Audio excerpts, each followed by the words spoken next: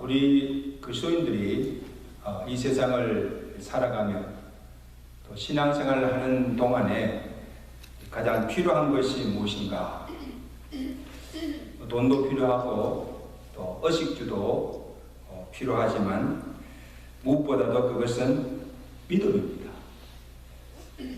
믿음이 있어야 이 악한 세상을 이길 수 있고, 또 믿음이 있어야 우리가 하나님의 말씀대로 살아갈 수가 있고, 주신 사명도 감당할 수 있고, 또 믿음이 있어야 하나님을 기쁘시게 하며 살 수가 있습니다. 믿음이 없으면 아무 능력도 아무 역사도 행할 수가 없다는 말씀입니다. 그래서 오늘 본문에 예수님의 제자들이 예수님께 나와서 주여 우리에게 믿음을 더하여 달라고 간청하고 있는 것을 볼 수가 있습니다. 5절이죠. 사도들이 주께 여짜오되 우리에게 믿음을 더하소서. 여러분, 예수님을 믿고 예수님을 따르던 제자들이 왜 갑자기 예수님께 주여 우리에게 믿음을 더하여 달라고 구합니까? 제자들이 지금 이 믿음을 구하는 때가 언제인가 하면 주님으로부터 말씀을 가르침을 받은 후입니다. 오늘 같으면 주일 예배 나와서 목사님 설교를 들은 후입니다.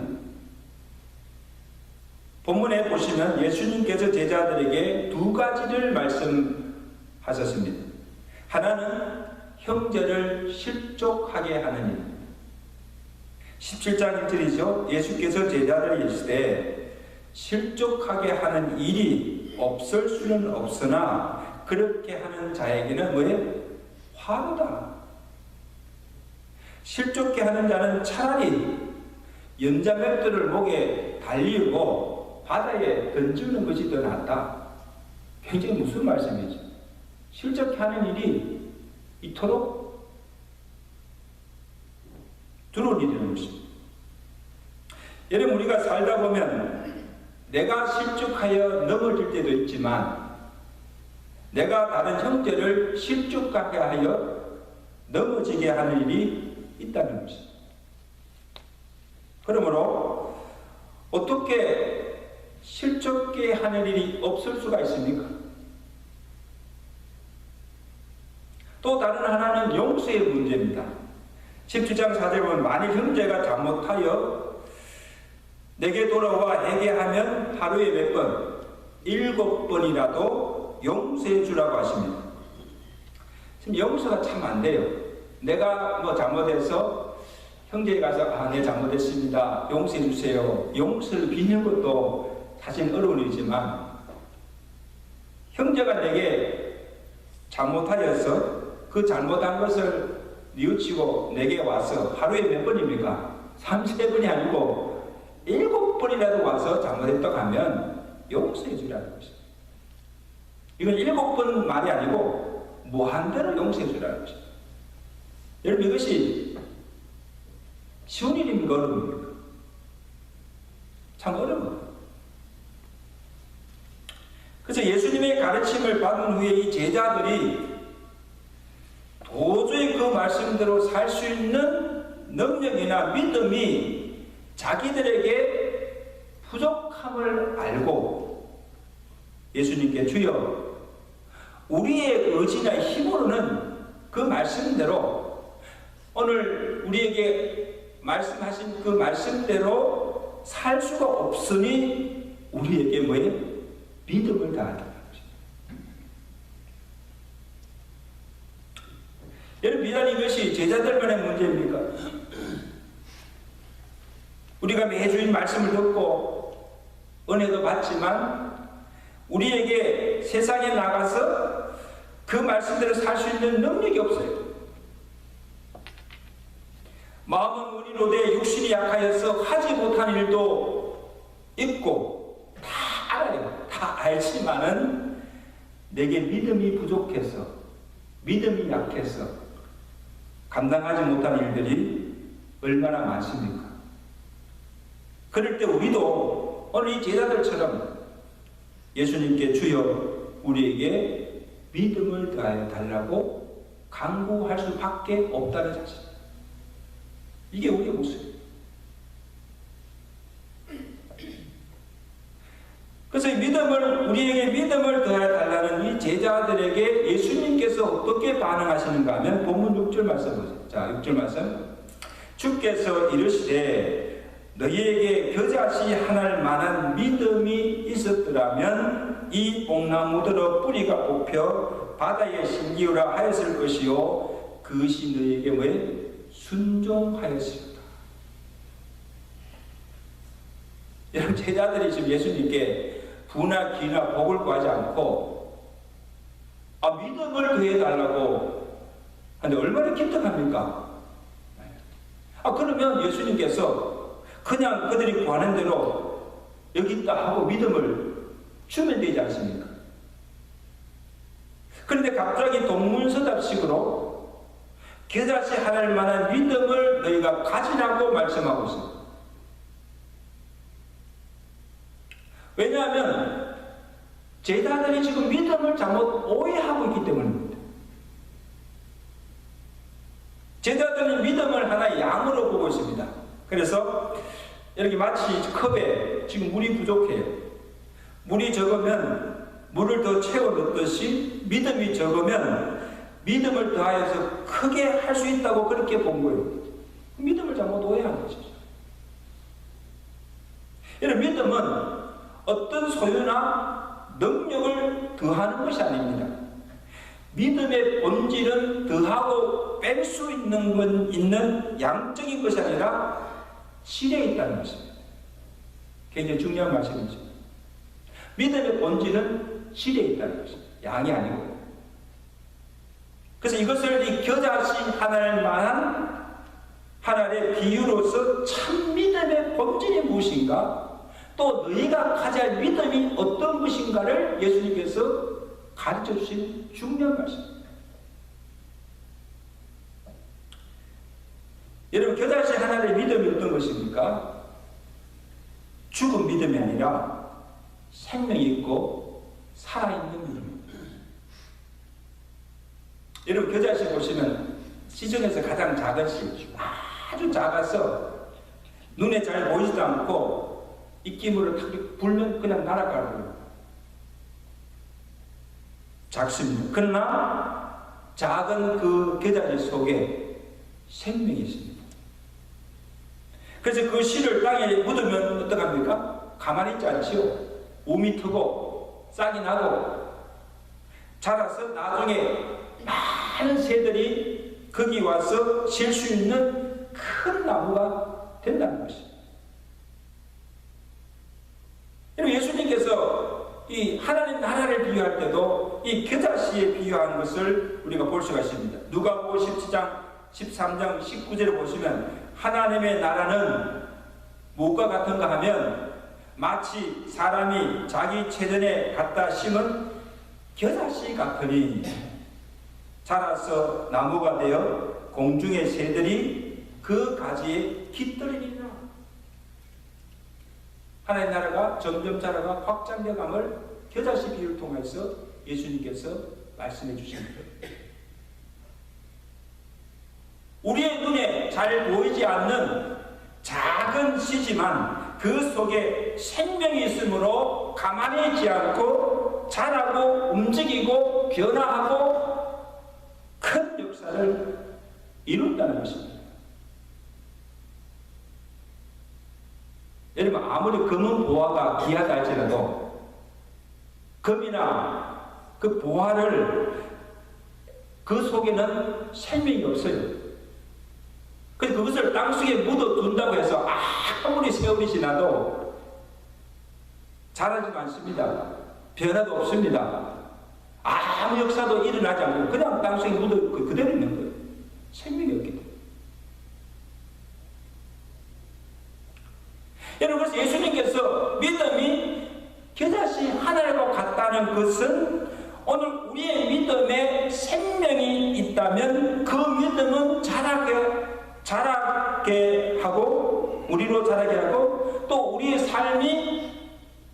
삶을 변화시키고 우리로 하나님의 큰 역사를 이루게 한다는 것입니다. 그래서 믿음이 얼마나 많으냐 적으냐 양의 문제가 아니라 내가 가진 그 믿음에 생명이 있느냐 없느냐, 그 믿음이 참 믿음인가 거짓 믿음인가, 살아있는 믿음인가 죽은 믿음인가 하는 것이 중요하다는 것입니다.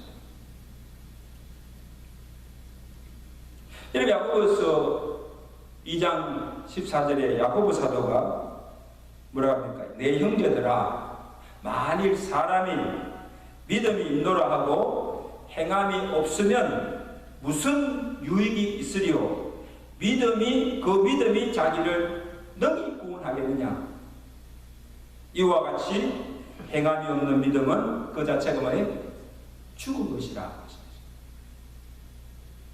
여러분, 이게 무슨 말씀입니까? 내가 하나님을 믿는다고 믿음이 있다고 하지만 그 속에 생명이 없으면 자라지도 않고 말씀대로 행하지도 못하고 아무 역사도 일어나지 않는 죽은 믿음이라는 것. 있어야만 하는 믿음이라는 것. 그러므로 이 겨자씨의 참 믿음은 자랍니다. 변화합니다. 하나님의 역사를 이루는 믿음입니다. 그래서 믿는다고 말로만 아니고 주여 주여 이름만 부르는 것이 아니라 행함으로 내가 믿는 바대로 사는 것입니다. 살지 못하는 믿음은 죽은 것과 같다는 말씀. 여러분, 우리는 예수님께서 내 죄를 위해서 십자가에 달려 죽으시고 내 모든 죄를 사해 주시고 용서해 주심을 믿습니다. 아멘. 내 죄가 다 탕감받았어요. 정말 이것을 내가 믿고 이 죄사함의 은혜를 아는 자로 간다면 내 형제의 허물과 잘못을 용서해 주지 않겠습니까? 나도 내 허물 많은 죄를 예수님으로 다 용서받았다는 내가 정말 그렇게 믿는다면 그 다른 데 형제의 허물을 덮어주고 몇 번이라도 내게 와서 잘못했다고 한다면 용서해 주어야 한다는 것입니다. 십자가의 은혜로 죄로부터 내가 구원받은 것을 정말 믿는 자로 한다면 다시 죄를 지을 수가 있습니까? 다시 죄를 지을 수가 없는 거예요. 그 십자가의 구속의 은혜를 진정으로 알고 믿는다고 한다면 어떻게 다시 죄를 지을 수가 있습니까? 죄를 짓는다면 믿음이 없는 거죠. 나를 위해 생명을 버리시기까지 죽기까지 나를 사랑해 주신 그 주님의 사랑을 정말 내가 믿는다고 한다면 내가 너희를 사랑한 것 같이 너희도 서로 사랑하라는 그 주님의 말씀대로 형제를 사랑하는 것이 마땅하지 않습니까?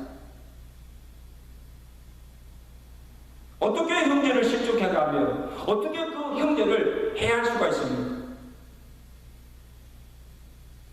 어떻게 형제의 굶주림과 헐벗음을 보고 먹을 것도 주지 않고 그냥 그대로 죽어가는 것을 보고도 도와주지 않을 수가 있습니까?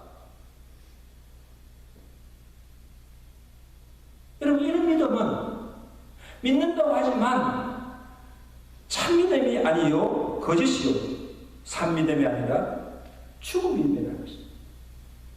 하나님을 사랑하고 하나님을 믿는 자라고 할 수가 없다는 거예요. 성경이 우리에게 그것을 말씀하고 있잖아요. 요한일서 4장 20절 보세요. 누구든지 하나님을 사랑하노라 하고 그 형제를 미워하면 이는 왜? 거짓말하는 자. 보는 바 그 형제를 사랑하지 않는 자가 보지 못하는 바 하나님을 사랑할 수 없다는 말씀. 업을 성설이라고 했어요. 주님 눈에 보이는 형제조차 사랑하지 못하는데 어떻게 눈에 보이지 않는 하나님을 사랑한다고 할 수가 있느냐? 거짓이다.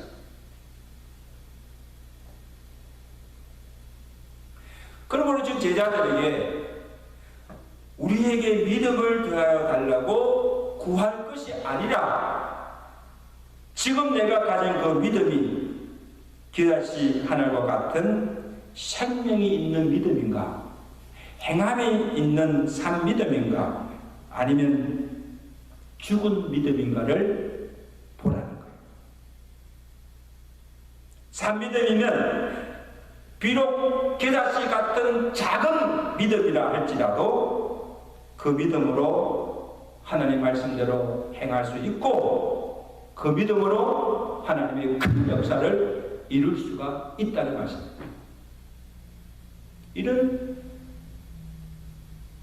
겨자씨 하늘 만한 믿음을 가지라. 자, 둘째로 주님께서 보여주신 믿음은 역사하는 믿음입니다. 본문 6절 보실까요? 6절에 너희에게 겨자씨 하늘 만한 믿음이 있었더라면 이 뽕나무들은 뿌리가 굽혀 바다에 신기로 하였을 것이요 그것이 너희에게 뭐에 순종하였으리라. 이 놀라운 말씀입니다.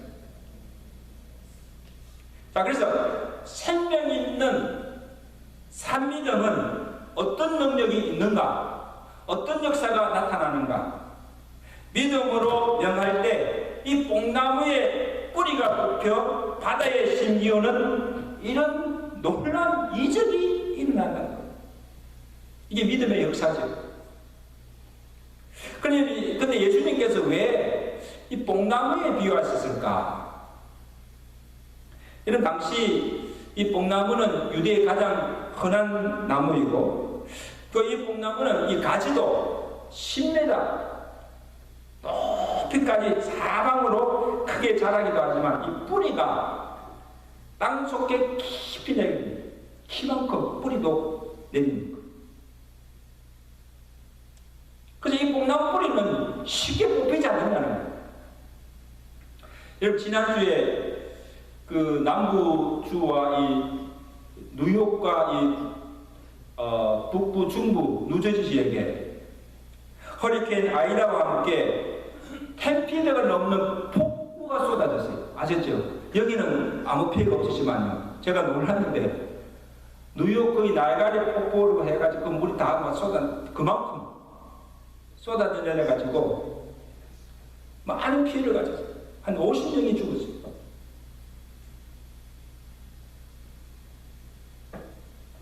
그래서 이 뽕나무는 웬만한 태풍이나 폭우나 강한 비바 그래서 예수님께서 이 뽕나무를 비유로 하신 것은 이 뽕나무 뿌리가 뽑혀서 바다에 심기운다는 것은 불가능한 일이라는 거예요. 도저히 일어날 수 없는 일이라는 거예요. 마태복음에서는 마태가 이 뽕나무를 아니라 산으로 묘사하고 있습니다. 마태복음 17장 20절에 보면 만일 너희에게 믿음이 겨자씨 할 만한 거 있어도 이 산을 명하여 여기서 저기로 옮겨지라 하면 옮겨질 것이요 또 너희가 못할 것이 없으리라. 자, 여기 산이 다 있습니다. 산 보고 옵니다. 산아 여기서 저리로 옮기라 하면 그 산이 옮겨진다. 그래서 뽕나무든 산이든 여기서 의미하는 것은 무엇입니까? 우리가 볼 때에 우리의 상식이나 능력이나 지혜로 도저히 해결할 수 없는 문제나 불가능한 일들을 놓고 전능하신 하나님을 믿는 믿음과 예수의 이름과 능력과 권세를 가지고 명하고 선포하면 뽕나무의 뿌리가 뽑혀 바다에 심겨지고 내가 명한 대로 산이 여기서 저기로 옮겨지는 기적 같은 일들이 불가능을 가능케 하시는 하나님의 역사가 일어난다는 말씀. 이걸 지금 비유적으로 말씀하죠. 그 제가 성경을 찾아보세요. 성경에 보시면 정말 믿음으로 충만한 이 하나님의 사람들이 믿음으로 명할 때 정말 믿기지 않는 놀라운 기적 같은 일들이 일어났다는 거예요.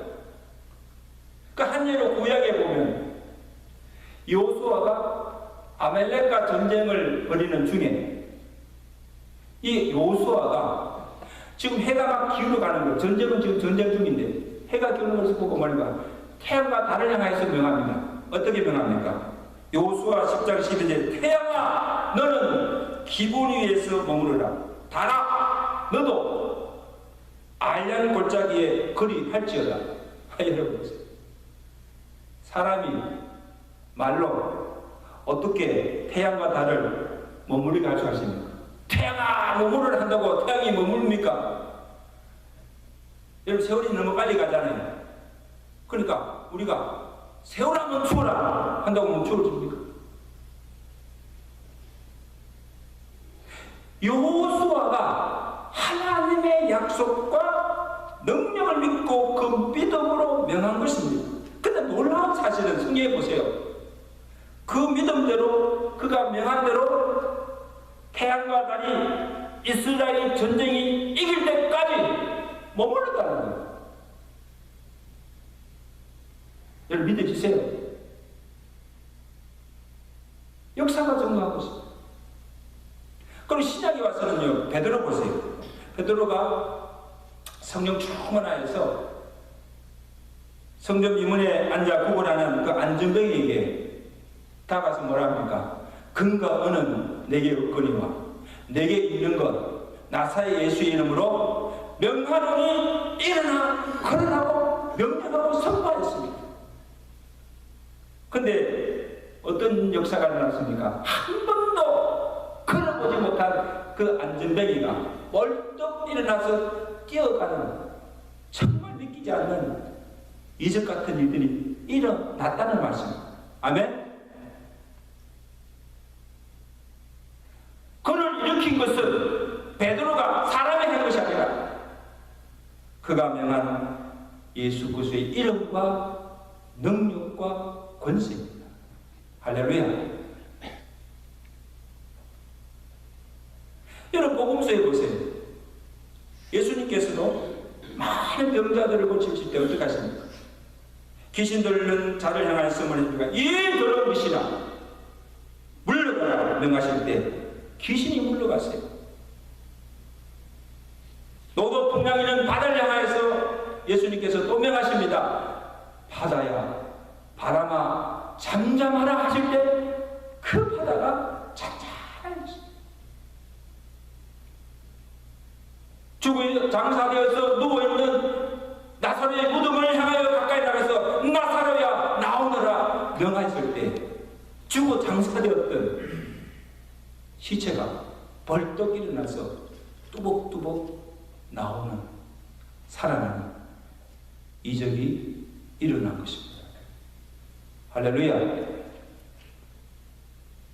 이게 하나님의 능력과 권세.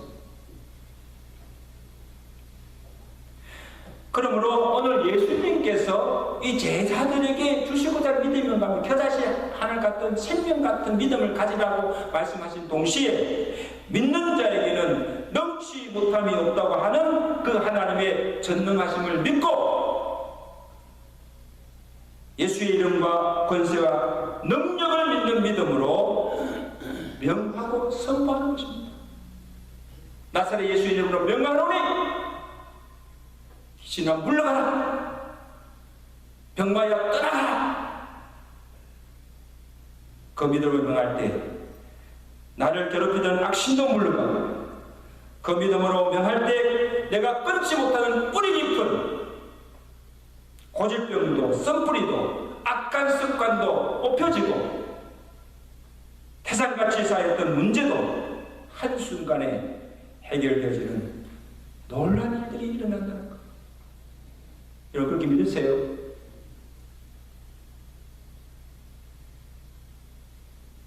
그럼 우리 성도 여러분, 오늘 우리 앞에 다가오는 문제를 두려워하지 마시기 바랍니다.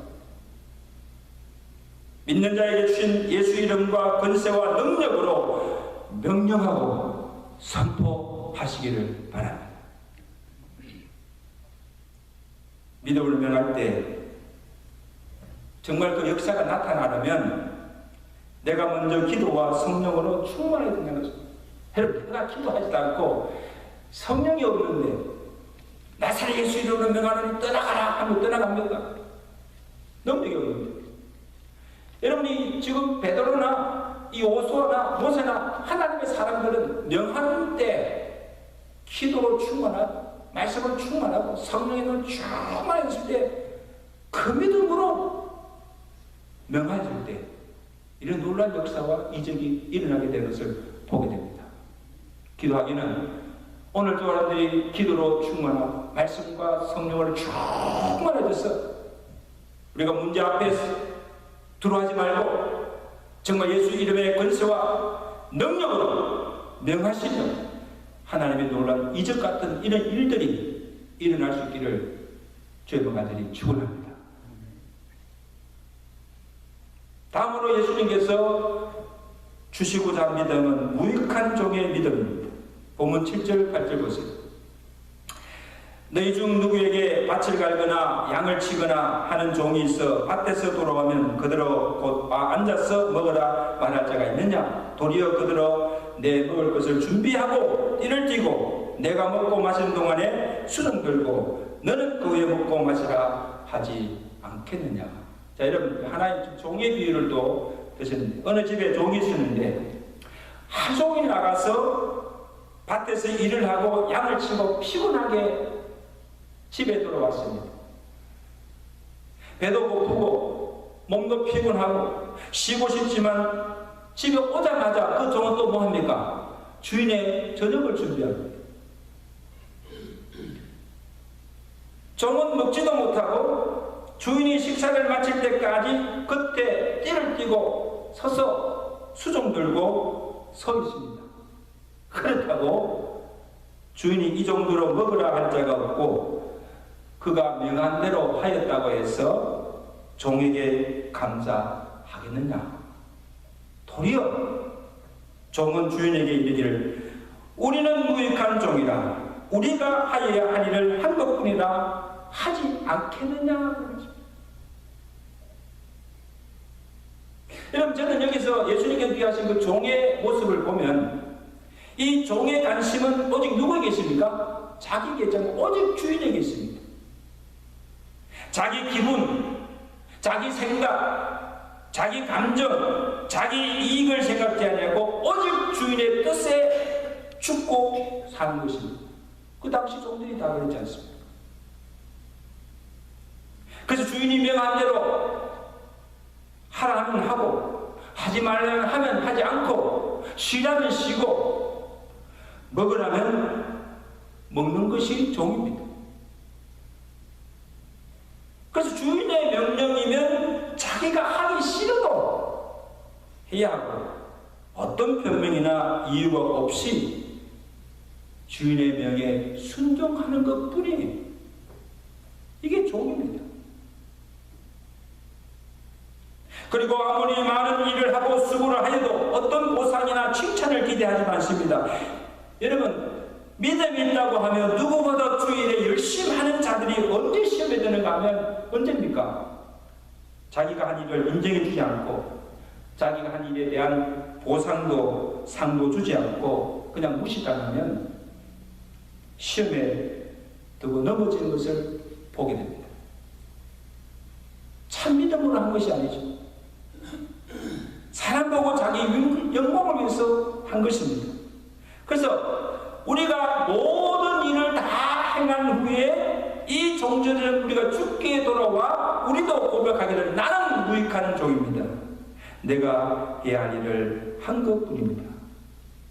이러한 겸손과 오직 주를 위한 믿음으로 하면 절대로 시험 들거나 마음 상할 일이 없이 끝까지 충성하며 주를 섬길 수가 있는 줄로 믿습니다. 이제 마지막 예화를 드리고 마치겠습니다. 여러분, 데이비드 리빙스톤이 어느 선교사로 아프리카에 가서 복음을 전하며 수많은 사람들을 고치며 구원하는 일에 일생을 헌신하였습니다. 수백 명의 노예들을 해방시킨 일에도 공헌을 하였습니다. 그래서 1973년에 그가 사망하였을 때 아프리카 사람들이, 은혜를 입은 아프리카 사람들이 그의 시신을 미라로 만들어서 그의 업적을 영원토록 기리도록 하였습니다. 그러나 이 리빙스톤은 그의 말년에 사람들이 이런 말을 남겼다고 합니다.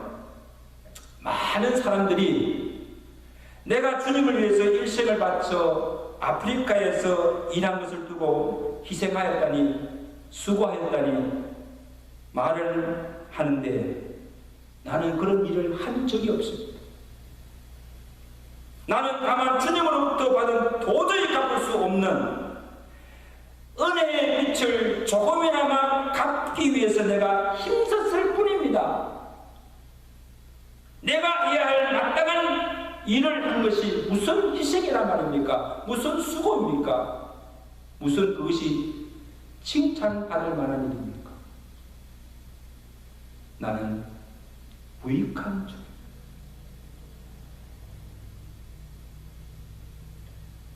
산성도 여러분, 오늘 솔직하게 오늘 우리의 믿음의 상태가 어떤 것을 주님 앞에 고백하십시다.